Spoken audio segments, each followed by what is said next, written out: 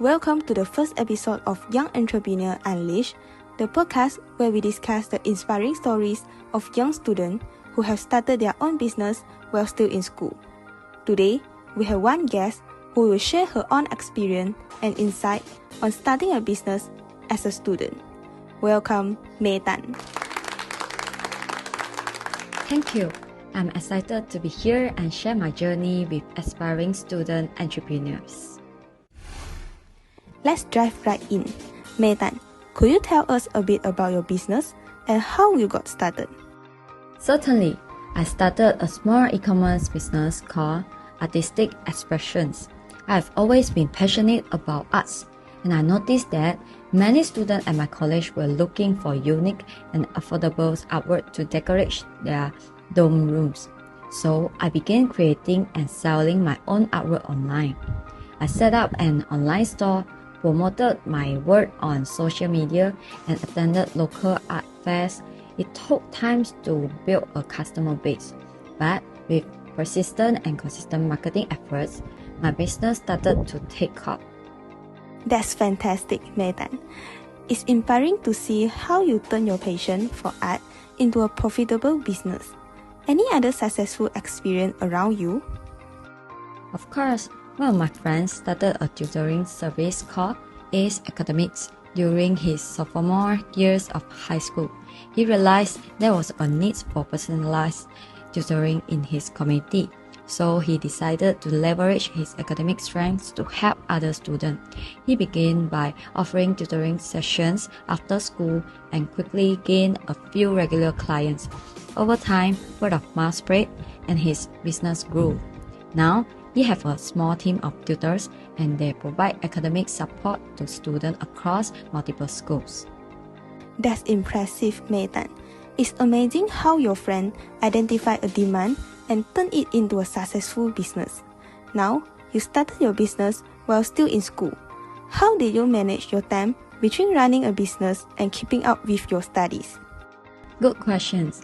Time management was definitely a challenge, but it taught me valuable skills. Balancing my business and study required careful planning. I made use of technology to streamline processes, like using productivity apps to track my tasks and automate certain aspects of my business. It allowed me to be more efficient and focused. Additionally, I sought support from friends and family who help with packaging and shipping orders during busy periods. Yes, it's a good device to manage time during your startup period. I'm sure that many students have been considering it lately, but they're not sure where to start. How much minimum capital do you think they could need? Well, that really depends on the type of business you want to start. Some businesses require a large initial investment, while others can be started with minimal capital. It is important to do some research and create a detailed business plan to determine your specific financial needs. That makes sense. But once you have the capital, how do we explore the market and understand the demand for our product or service? Market research is crucial to understand your target audience and competitors. You can start by conducting surveys or interviews to gather insights from potential customers. Additionally, analyzing industry reports, studying competitors, and monitoring trends can help you identify opportunities and make informed decisions. These are great strategies, May Tan. It's evident that you develop important entrepreneurial skills while running your business. Lastly, what advice could you give to other students who are considering to start their own business? My advice would be to start with something you are passionate about and identify a need or problem you can solve. Don't be afraid to take risks and learn from failures along the way. Seek guidance from mentors or professionals in your chosen field, and don't underestimate the power of networking. Also, be persistent and patient. Building a business takes time, but if you stay dedicated and committed, you will see the result. Furthermore, surround yourself with supportive individuals who encourage and motivate you. Utilize the resources available to you, whether it's online tutorial, workshop, or books, to continuously develop your skill. And most importantly, and join the journey. After listening to your experience and insight, I believe all the audience feel very motivated right now. Thank you, May Tan, for the sharing. You are welcome, Jasmine. I'm glad to be invited as a special guest in this podcast. Remember, preparation is key, so take your time to plan things out truly. Good luck to all of you with your business venture.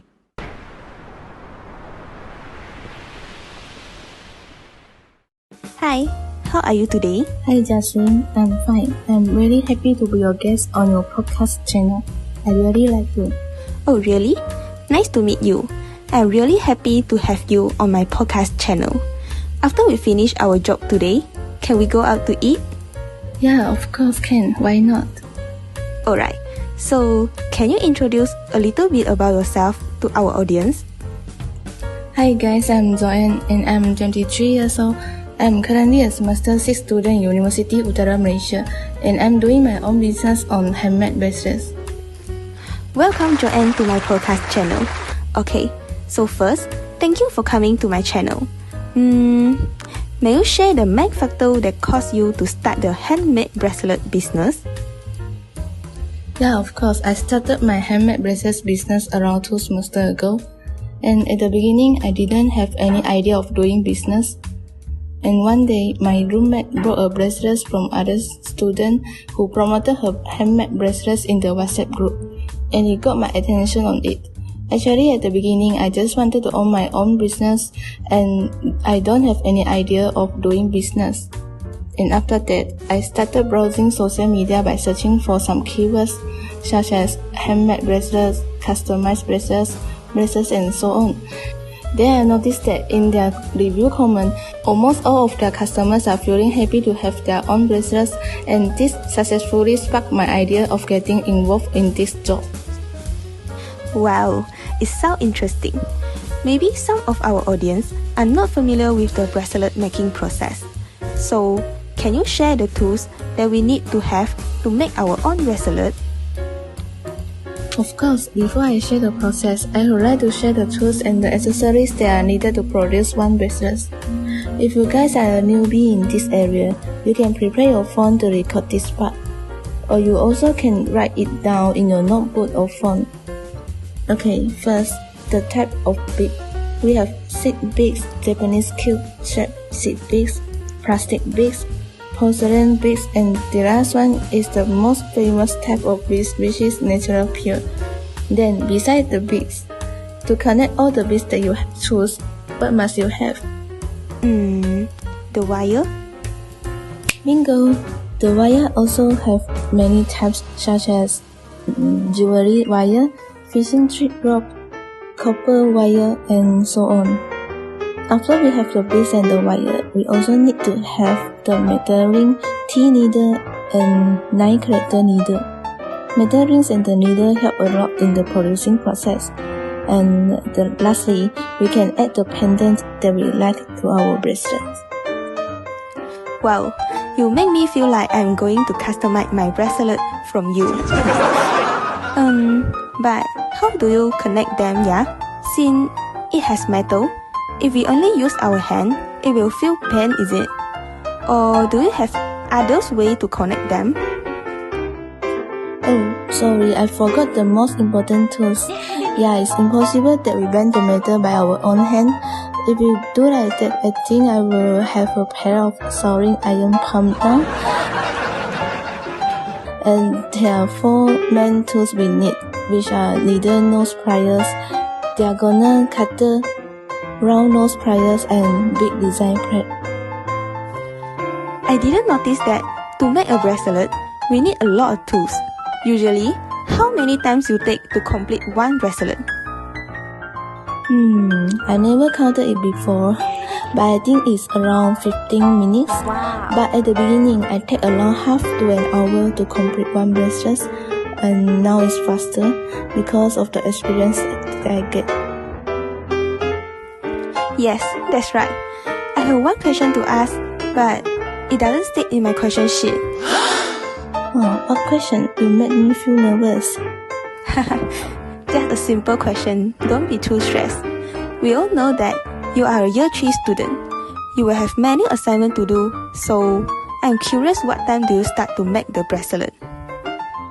Usually I will accept the order on Sunday, Monday, Wednesday and also Thursday. Then I will complete their order on Tuesday and Friday. Then they can WhatsApp me what type of bracelets they want and the venue for me to deliver their order. Alright, thank you for answering my question. The next question is, what is the difficulty that you face while making the bracelet? The difficulty that I face is time managing. As you guys know, I'm a student, so I must divide my time efficiency to make sure that I can do my best in my studies and in my own business.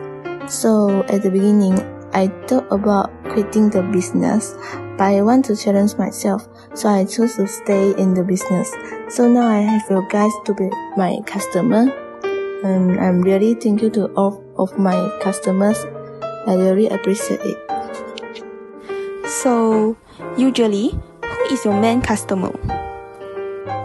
Most of them are students. They customize the bracelets for themselves, their friends, partner, lecturer, and also family members. Then a few of them are UM staff and also lecturers. Oh, since your customers are from varied groups, do you have some interesting stories or experience to share with us during your business? Yes, I have. To answer this question, I have written down my interest experience on a piece of paper. So if not mistaken, this happened in a few months ago. I received a call in the midnight. When I answered the phone, there's no sound in the call. I feel like, am I being pranked? Then at the second that I want to close the phone, I heard a soft child's voice in the call. That child tells me that she really likes my bracelets, so she wants to thank me by herself. At that time, I feel like my tiredness had gone, and the child is really cute. Yes, my god, the little customer was so cute. Alright, the interview time was come to an end. Thank you, Joanne, to attend my podcast channel today. If you guys have any question, can directly PM Joanne in her Instagram account. And don't forget to subscribe my podcast channel to listen more about the business story in our school. Thank you very much, Joanne. Thank you, everyone. Bye. Welcome to the third episode of Young Entrepreneur Unleashed, the podcast where we discuss the inspiring story of young students who have started their own business while still in school. Today, we have one guest who will share his own experience and insight on starting a business as a student. Welcome, Mr. Hugh.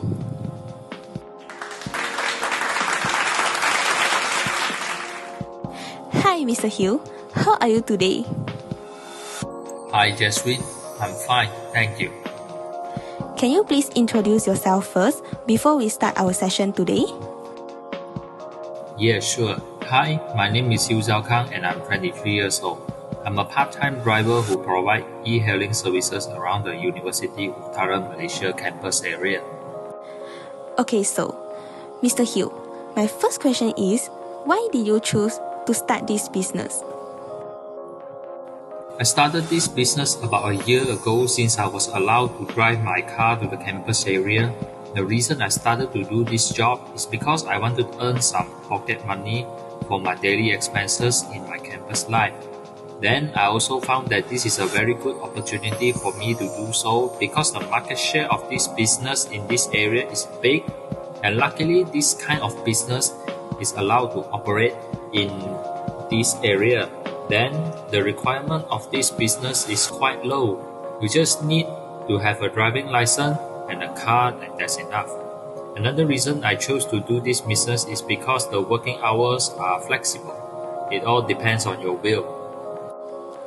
Okay, got it. And the second question is, mostly about what time you start your business? Most of the time, I will start my business during my free time or after the end of my class of the day. Oh, that's a great idea for that. And the following question is, mostly how long do you start your work? Mostly, I will work about 3 to 4 hours per day and I will work longer when it is Friday because the demand on Friday is higher than the rest of the day because there is no lecture class on Friday. And do you face any difficulty about pricing in this business? There is no fixed price for our business, but there is an internal standard price which is agreed by most of the drivers and passengers.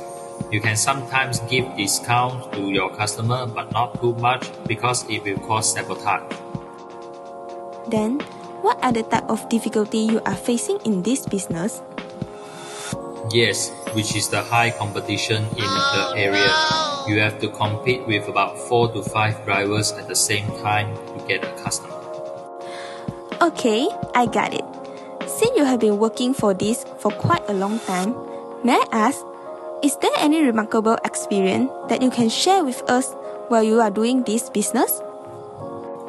Yes, it is. I remember one time I was fetching a customer back to their campus from the outside.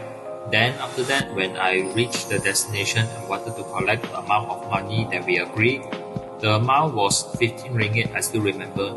And then she gave me 20 ringgit in cash and said keep the change. I was shocked that she gave me the extra balance as a tip. Although it is not much, but still I will appreciate it because it is the first time ever I collect a tip from a customer. Okay, that's all of my question. Thank you so much for spending your time to attend and share experience with us. You are welcome, Jasmine. So, that's all our podcast for today. We'll see you guys next time. Bye. Bye.